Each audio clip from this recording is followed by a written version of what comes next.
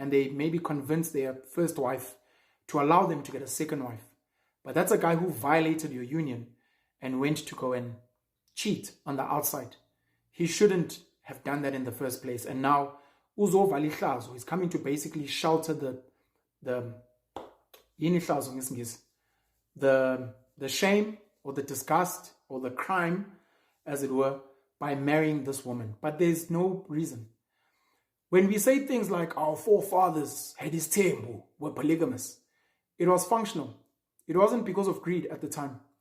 They weren't allowed to get a personal assistant. They weren't allowed to go and hire a nanny. They weren't allowed to get a helper. They weren't allowed to get a tutor for their child. They weren't allowed to go and get female employees for their enterprise and their business. They had to, if they needed help on their land, because their land was vast, they were growing wealth. If they needed hands, their own children, they would need to have children with more women, and they would go and get married because it was functional at the time.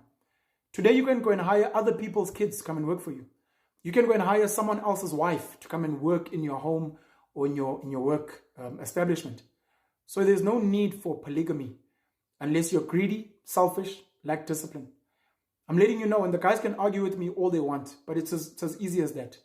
There is no functional reason to have more than one wife. You clearly just crave having more than one partner because gumnandi. Another one could be, look, maybe your wife has had 2 kids. She's like, I've had enough.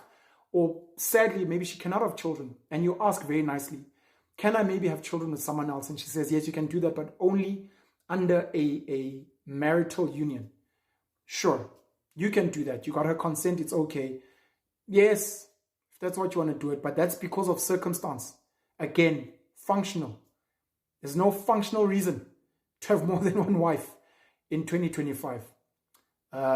You guys can argue with me, bash me in 3, 2, 1.